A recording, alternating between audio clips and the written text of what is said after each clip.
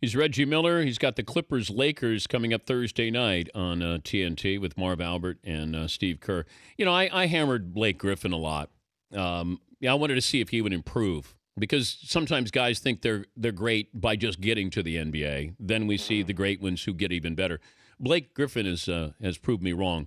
What is it about his game this year that's different than it was the last couple of years? Doc Rivers has put him in the best possible position to score the basketball, Dan.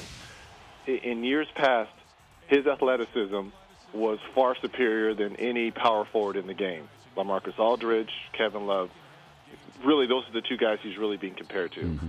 But now, Doc has put him at that wing position where the one thing that he needed to improve, he did, and that was that 15 to 19, 20-foot jump shot. Now, when he's making that on a consistent basis and those fours have to come up and pressure him, his athleticism takes over. And that's when that first step and him able to use that great jumping ability has taken him to a different level. I, for one, and I'm a lot like you, I thought the Clippers were going to struggle when Chris Paul went down with a shoulder injury. But to the credit of Doc, to Blake, and really Jamal Crawford had really – his game rose when Chris Paul was out. But Blake took his game offensively to a different level when Chris Paul was out. And I think showing that outside shot, which has set up his athleticism game of getting into the paint and being able to create and finish, that's why I think he has risen. He's probably the third best player in the game right now behind LeBron James and behind Kevin Durant. Really? Yeah. And remember, I would say about a month ago I was on here, I told you I would take LaMarcus Aldridge and probably Kevin Love over Blake Griffin. Yep.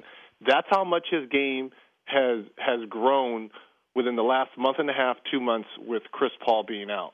Okay, who would you take right now out of those three?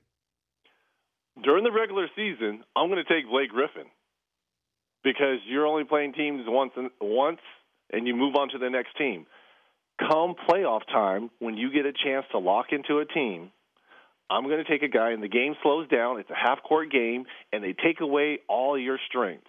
And they're going to take away Blake's strengths.